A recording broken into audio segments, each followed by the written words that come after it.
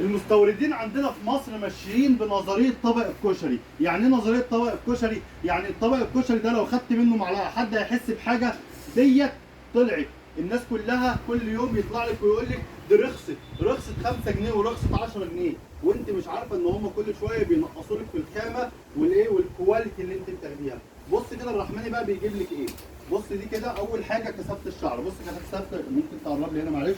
شايف كثافه الشعر هنا ازاي؟ طبعا الكلام ده مش هتشوفيه برده غير على الطبيعه، هتشوفي كثافه شعر مختلفه. بص هنا الشعر عامل ازاي، بص عايش ازاي، بص ده عامل ازاي وده عامل ازاي.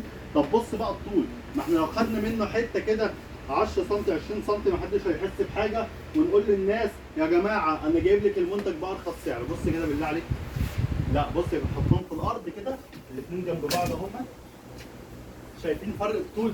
الرحمن هو اللي بيميزك، الرحمن هو اللي بيجيب لك المنتجات ويفرق لك ما بين المنتج الاصلي والتقليد والمنتج الخامه العاليه والخامه الاقل. شايفه كثافه الشعر هنا، شايفه كثافه الشعر هنا، شايفه الطول هنا، شايفه الطول هنا. الرحمن ايه؟ الرحمن ده فكره، الرحمن ده اكتشاف مستنيك.